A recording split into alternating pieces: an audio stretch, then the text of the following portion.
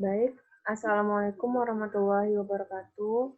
Innalhamdulillah nahmaduhu wa nasta'inu wa nastaghfiruhu wa na'udzubillahi min syururi anfusina wa min sayyiati a'malina. May yahdihillahu fala mudhillalah wa may yudhlil fala hadiyalah. Asyhadu an la ilaha illallah wa asyhadu anna Muhammadan abduhu wa rasuluh. Amma ba'd. Baik, pada pertemuan kita pada kali ini, pertemuan yang ke-6 kalau nggak salah, kita akan membahas mengenai keutamaan dan tata cara sholat fardu, ya. Langsung saja.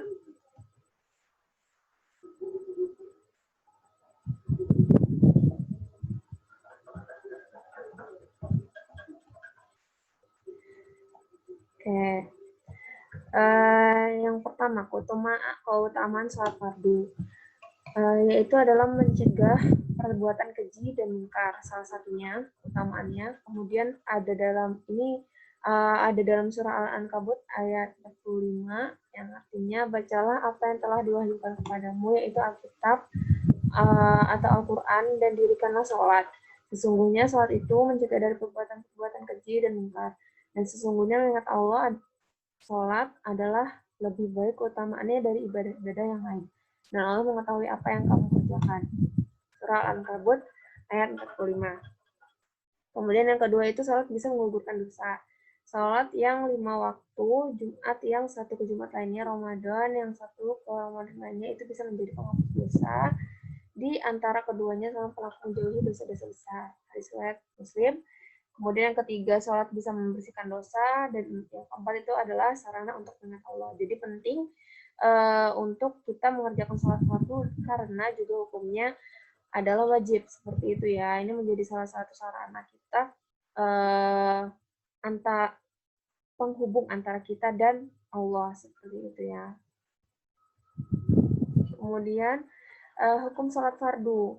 Hukum sholat fardu yaitu yang sering kita sebut dengan sholat wajib adalah sholat yang apabila dikerjakan akan mendapatkan pahala dari Allah. Dan hukum meninggalkan sholat dengan sengaja akan mendapatkan dosa. Dengan kata lain, ibadah ini hukumnya wajib kita kerjakan karena apabila kita satu waktu saja meninggalkannya, maka kita akan mendapatkan dosa dari Allah. Gitu ya. Jadi walaupun misalnya kan sering tuh kita terlupa sholat fardu misal, yang paling sering itu biasanya subuh, misalnya subuh atau asar kita lupa gitu ya. Itu saat kita ingat kita harus segera menunaikannya gitu. Jadi nggak boleh misalnya saya lupa nih sholat subuh padahal pagi tuh misalnya jam 10 baru ingat, lupa baru ingat kalau misalnya nggak laksanain sholat subuh. Itu pada saat itu harus dikerjakan, nggak boleh ditinggalkan gitu ya, karena sifatnya adalah wajib. Dan itu Allah sebagai keringanan juga gitu loh. Ini sebagai keringanan buat kita sebagai umat muslim untuk tetap harus mengerjakan sholat fardu meskipun kita terlupa gitu ya. Nah, tapi juga jangan sampai ini menjadikan alasan dan itu sengaja gitu ya. Misalnya sengaja kita udah ingat terus tuh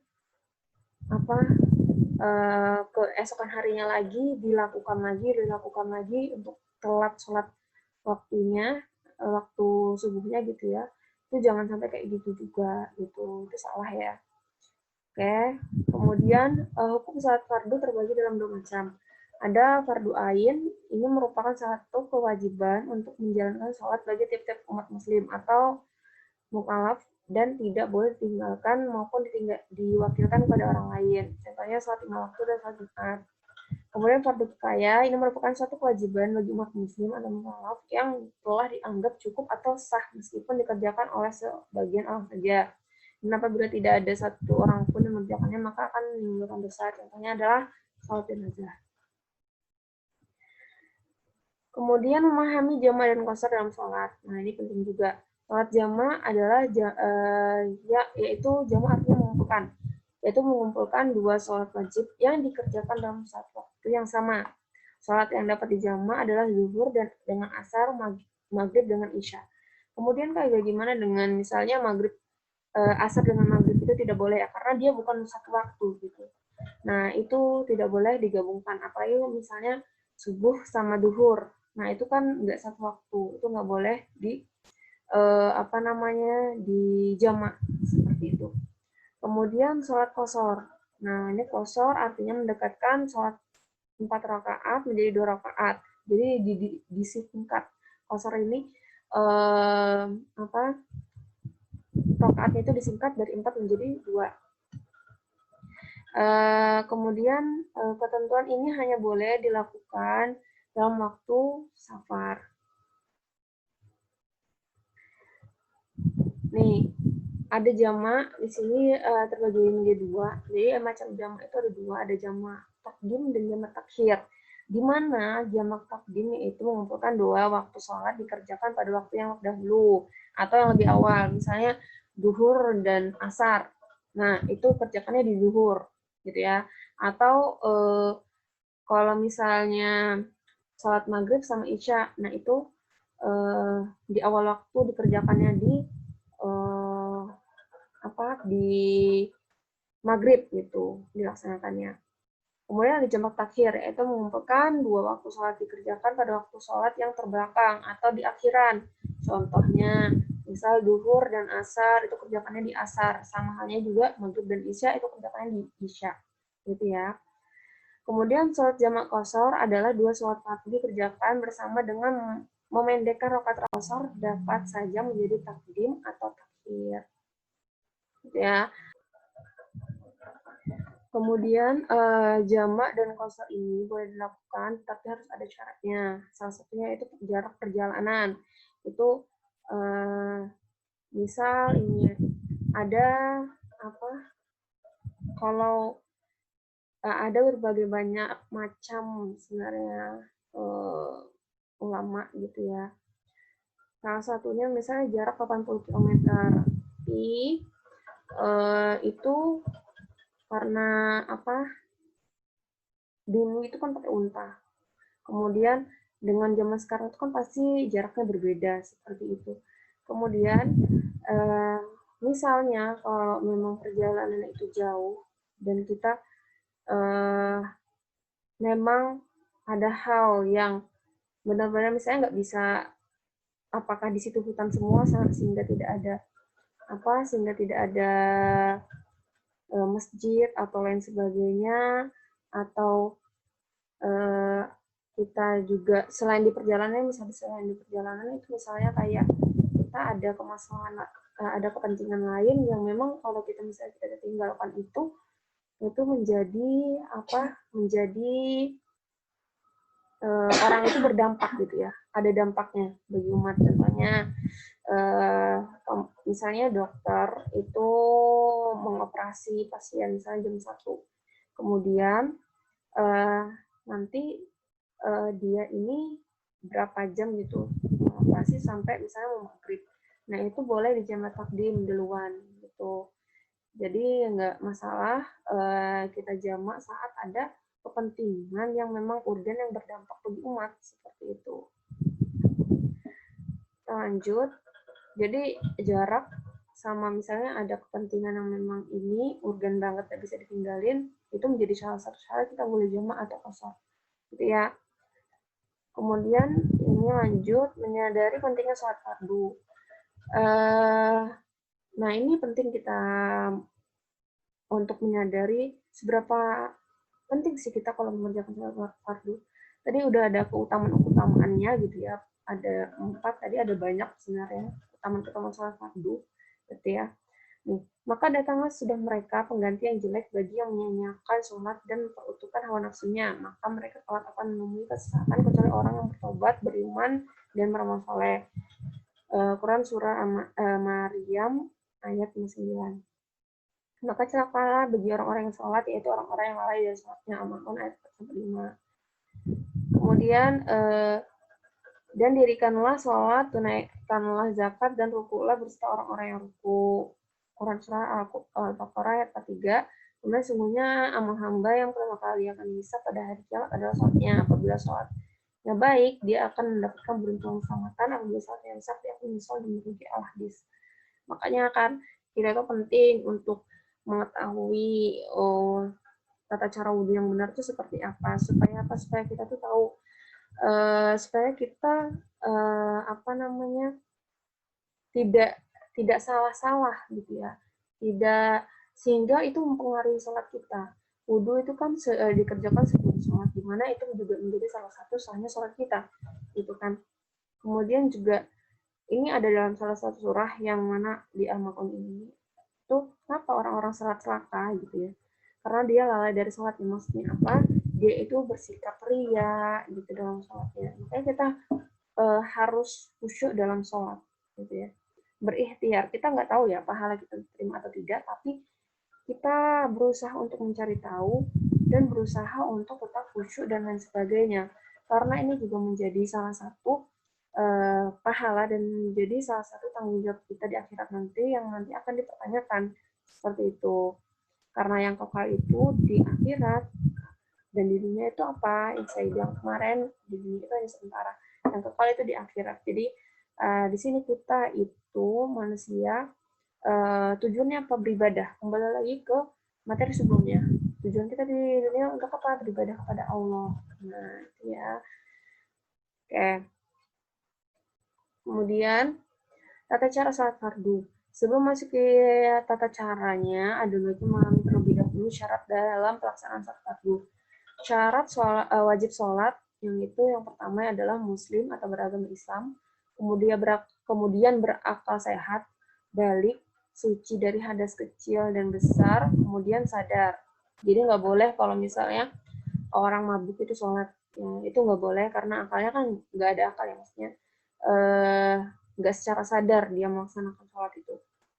Kemudian syarat sah sholat, gitu ya, telah masuknya waktu sholat, menghadap kiblat, menutup aurat, cuci badan, tempat sholat, dan pakaian yang digunakan dari najis. Kemarin kita sudah bahas, gitu ya, macam-macam najis itu najis apa aja, gitu ya. Kemudian mengetahui tata cara pelaksanaannya. Jadi penting juga tata cara yang baik itu, baik dan benar itu seperti apa sih kita sholat, supaya kita tidak salah, gitu, dan kita sholatnya sah, gitu. Kemudian adapun tata cara pelaksanaan sholat fardu telah terangkum dalam rukun dalam sholat itu tersendiri. Rukun sholat fardu yang pertama niat, berdiri tegap bila mampu dan diperbolehkan duduk atau berbaring bila ada uzurnya. Yaitu misalnya sakit yang benar-benar nggak bisa bangun, misalnya kayak stroke gitu kan, atau kalau misalnya dia berdiri itu memperparah penyakitnya, itu boleh. Kemudian takbiratul ihram, baca surat Al-Fatihah pada setiap rakaatnya, ini penting. Al-Fatihah itu surat yang harus dibaca dalam sholat, gitu ya. Kemudian ruku, i'tidal, sujud, duduk di antara dua sujud, duduk tasyahud akhir, membaca tasyahud akhir, membaca sholat Nabi, mengucap salam pertama, tertib, dilaksanakan secara urutan. Kemudian keutamaan, adab, dan tata cara sholat berjamaah. Nah, itu tadi kita secara umum ya, maksudnya sholat fardu, utama sholat fardu dan tata caranya. Tata cara sama aja sih sebenarnya dengan sholat fardu, hanya saja kan ini berjamaah bersama-sama gitu. Nih, keutamaan sholat berjamaah yaitu terhindar dari gangguan syaitan. Yang pertama, teman-teman bisa lihat ya ini hadis-hadisnya. Kemudian yang kedua, dihapuskan kesalahan dan tinggikan derajat, mendapatkan pahala seperti sholat semalam, pahala dilipat gandakan, ya, dan lain banyak dan lain sebagainya. Kemudian tata cara dan adab dalam sholat berjamaah diantaranya adalah berwudu dengan sempurna sebelum melaksanakan sholat, membaca doa dalam perjalanan menuju masjid, ya, doanya yang artinya, ya Allah jadikanlah cahaya dalam hatiku, cahaya dalam penglihatanku, cahaya dalam pendengaranku, cahaya dari kananku, cahaya dari kiriku, cahaya dari belakangku, dan jadikanlah untukku cahaya. Berdoa ketika masuk masjid. Kemudian melakukan sholat sunnah 2 rakaat, tahiyatul masjid, tidak melewati orang yang sedang sholat, menjawab panggilan adzan, berdoa setelah selesai adzan, melakukan seperti sholat, tidak bercerita perkara dunia. Rasulullah SAW bersabda, demi zat yang jiwaku berada di tangannya, sungguh aku bermaksud hendak menyuruh orang-orang mengumpulkan kayu bakar. Kemudian menyuruh seorang menyuruhkan azan, lalu menyuruh seorang pula untuk menjadi imam bagi orang banyak. Maka saya akan mendatangi orang-orang yang tidak ikut berjamaah. Lantas Abu Bakar, lantas aku bakar rumah-rumah mereka. Riwayat Bukhari dan Muslim. Kemudian di sini juga ada hadis, ada 7 golongan yang akan dinaungi oleh Allah di bawah naungannya pada hari yang tidak ada naungan kecuali naungannya, yaitu imam yang adil, pemuda yang tumbuh dan beribadah kepada Rabbnya, seseorang yang hatinya bergantung di masjid, kemudian 2 orang yang saling mencintai karena Allah berkumpul dan berpisah karenanya, seseorang yang diinginkan berzina oleh wanita yang memiliki kedudukan dan kecantikan, maka ia mengatakan sungguhnya aku takut kepada Allah. Seseorang yang bersedekah dengan sembunyi-sembunyi sehingga tangan kirinya tidak mengetahui apa yang dinafkahkan oleh tangan kanannya. Kemudian dan seseorang yang mengingat Allah dalam keadaan sepi sendiri lalu kedua matanya berlinang. Nah itu ya. Ya di sini ada salah satu yang akan Allah naungi pada saat di hari kiamat. Ini ada seorang yang bergantung masing-masing apa dia mencintai masjid dan beribadah di situ berjamaah, karena berjamaah itu pahalanya banyak gitu ya. Kemudian keutamaan dan macam-macam sholat sunnah. Di sini sholat sunnah termasuk amalan yang mesti kita jaga dan rutinkan. Di antara keutamaannya sholat sunnah akan menutupi kekurangan pada sholat wajib. Kita tahu dengan pasti bahwa tidak ada yang yakin sholat lima waktunya dikerjakan sempurna. Kadang kita tidak konsentrasi, tidak khusyuk menghadirkan hati, juga kadang tidak tawadu tenang dalam sholat. Ya, itu pasti. Karena kita nggak tahu ya. Kita yang saya sudah tadi bilang, bahwasanya kita tidak tahu bahwasanya kita ini khusyuk atau tidak dalam beribadah gitu. Pasti kita tidak tahu apakah ibadah kita nih sempurna diterima oleh Allah atau tidak. Tapi yang penting adalah kita sudah tawakal, sudah berikhtiar mencari ilmunya gitu dalam melaksanakan sholat, tata cara sholatnya. Nah, di sini kita boleh gitu ya, sholat sunnah itu sangat dianjurkan karena banyak pahalanya gitu ya. Pertama, kita menambah pahala. Sholat sunnah itu prinsipnya adalah boleh dikerjakan, yaitu yang mubah, hukumnya mubah, dan apabila tinggalkan itu tidak mendapat dosa. Tapi bukankah kalau kita melaksanakan sholat sunnah itu lebih baik, itu lebih baik. Kemudian juga jangan sampai kita kenceng di sholat sunnah, tapi tidak kenceng di sholat fardu, gitu ya. Sholat yang wajib, jangan sampai kita melalaikan sholat wajib, tapi kita mendahulukan sholat sunnah, itu juga salah, gitu ya. Kalau memang kita mau istiqomah sholat sunnah, itu harus rakaatnya misalnya, contoh sholat duha misalnya, rakaatnya nggak apa-apa 4 dulu, 4 terus menerus, tapi sering dan istiqomah, daripada 12 rakaat misalnya, tapi jarang-jarang melakukannya gitu. Makanya sedikit tapi istiqomah daripada banyak tapi tidak istiqomah gitu ya. Ini ada banyak keutamaan sholat sunnah, akan menutupi, yang pertama yaitu menutupi kekurangan pada sholat wajib. Kedua, dihapuskan dosa dan ditinggikan derajatnya, akan dekat dengan Rasulullah di surga. Sholat adalah sebaik-baik amalan, menggapai wali Allah yang terdepan, Allah akan memberi petunjuk pada pendengar, penglihatan kaki dan tangannya, serta doanya maupun mustajab. Ya, jadi jangan sampai kalau saat kita hanya ujian, kita baru sholat sunnah tahajud gitu ya. Seakan-akan kita baru meminta pada Allah itu saat kita senang. Saat kita susah ataupun biasa aja kita tuh kurang mendekatkan diri kepada Allah. Nah, itu juga tidak boleh. Ya, kalau mau kita mulai sholat sunnah, Kak, susah sekali. Saya mau sholat sunnah gitu misalnya karena ini gitu. Tapi mau misalnya. Nah, monggo tetap dilaksanakan, hanya saja ya dikit aja dulu rakaatnya yang dilaksanakan. Supaya apa? Supaya nanti belajar gitu, belajar dulu yang dikit-dikit dan diistiqomahkan dulu itu. Ya, diistiqomahkan dulu. Sholat-sholat yang sekiranya ingin dikerjakan atau ambil salah satu sholat sunnah dulu. Jadi misal duha atau tahajud gitu loh. Nah, itu targetkan misalnya sebulan mau sholat duha dulu, kemudian kalau memang lancar dan istiqomah, ya kan nanti tambah di bulan selanjutnya misalnya sholat duha dan sholat tahajud dikerjakan. Nah, dengan jumlah rakaat yang sedikit aja dulu. Allah menyukai hal yang sedikit tapi istiqomah daripada banyak tapi istiqomah gitu. Kemudian macam-macam sholat sunnah ini apa aja sih? Nah, sholat sunnah relatif adalah sholat sunnah yang dikerjakan mengiringi sholat fardu atau sholat wajib.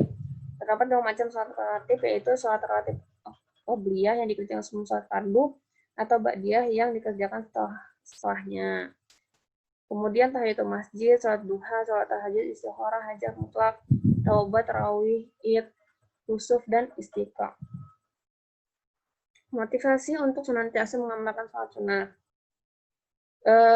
Ibadah badaniyah yang paling afdol setelah syahadat adalah sholat. Sholat fardu itu lebih afdol dari ibadah fardu lainnya. Dan sholat sunnah itu lebih afdol daripada ibadah sunnah lainnya. Kata Ibnu Hajar Al-Haytami. Berbanyaklah sujud kepada Allah, sungguhnya jika engkau sujud satu kali saja, maka Allah akan mengangkat derajatmu dan Allah akan menghapus kesalahanmu. Hadis riwayat Muslim. 2 rakaat fajar, saat sunnah qobliyah subuh lebih baik daripada dunia dan isinya. Hadis riwayat Muslim. Nabi SAW tidaklah menjaga salat sunnah yang lebih daripada menjaga salat sunnah 2 rakaat sebelum subuh. Ilmu itu ada di mana-mana, pengetahuan di mana-mana tersebar kalau kita tidak bersedia membacanya dan bersedia mendengar, ya. Jadi makanya itu kan kita itu dalam mencari orang yang mencari ilmu itu akan ditinggikan derajatnya. Jadi berbeda dengan orang yang belum mengetahui ilmu tersebut. Nah, jadi ada hal-hal yang memang menjadikan kita itu tuh istimewa gitu ya, karena derajat kita, misalnya kita dalam mencari ilmu gitu ya, kita ikhlas, kita mencari ilmu karena Allah, nah itu akan ditinggikan derajatnya gitu. Kemudian kalau kita enggan membaca, enggan mengikuti ceramah dan lain sebagainya, kapan kita mau tahunya seperti itu. Kemudian juga jangan sampai kita bilang gini, saya belum ada hidayah misalnya, saya belum ada hidayah. Hidayah itu tidak hanya teman-teman tunggu gitu ya, tapi teman-teman cari, mau nggak mencari. Nah, mau nggak mencari, sama halnya kayak ilmu gitu loh, mau nggak mencari tahu dan lain sebagainya. Kalau kita bodoh gitu ya, apakah Anda siap untuk menjadi orang yang diperolok-olok misalnya, kemudian pasti sedih gitu, karena dengan kita bodoh, kita tidak bisa menyesuaikan zaman dan lain sebagainya. Kemudian kita juga, apalagi bodoh dalam hal agama itu kan nggak baik ya. Untuk karena apalagi terutama misalnya perempuan. Kalau perempuan itu nanti kita menjadi salah satu guru pertama bagi anak-anak kita. Kita selalu mendampingi. Kemudian juga kalau misalnya suami itu adalah kepala rumah tangga yang harus bisa membimbing istrinya dan anaknya itu ke dalam jalan yang benar. Makanya kita tuh penting buat mencari ilmu, apalagi ilmu agama. Dan tentunya juga ilmu pengetahuan yang lainnya. Seperti itu. Kayak tambahan, nah, kalau misalnya tata cara sholat itu dalam hadis riwayat lain Ibnu Abbas radhiyallahu anhu bahwa Nabi SAW bersabda, aku diperintahkan untuk bersujud dengan bertumpu pada 7 anggota badan, yaitu dahi, dan beliau bersyarat dengan menyentuhkan tangan ke hidung beliau, telapak tangan, 2 lutut, dan ujung-ujung 2 kaki. Hadis riwayat Bukhari dan Muslim. Berdasarkan hadis 7 anggota sujud dapat dirincikan bahwasannya yaitu yang harus menyentuh lantai yaitu adalah dahi dan mencakup hidung, dua telapak tangan, dua lutut, dan ujung-ujung kaki. Jadi itu harus menyentuh lantai ya. Kemudian juga kaki kita, ujung-ujung kaki itu maksudnya adalah jari-jari kita. Jadi jari-jari kita itu semuanya mengarah ke kiblat. Gitu. Jadi nggak boleh misalnya jari kita ke arah belakang, ke arah ke samping atau kemana-mana, itu nggak boleh, harus ke depan. Ya, jadi belajar untuk ini. Kemudian nanti akan saya taruh di di description box-nya link-link yang tata cara sholat menurut Tarjih Muhammadiyah ya. Silahkan teman-teman tonton. Gitu. Oke, mungkin itu aja dari saya. Kalau ada pertanyaan atau hal lainnya, silahkan teman-teman bertanya di kolom komentar. Saya mohon maaf apabila ada kesalahan dalam hal penyampaian atau dan lain sebagainya. Di sini kita sama-sama belajar ya. Jadi apa yang saya tahu itu saya beritahu teman-teman. Kalau memang ada kesalahan dalam penyampaian, mohon dikoreksi. Gitu ya. Billahi fisabilillah haq, fastabiqul khairat. Wassalamualaikum warahmatullahi wabarakatuh.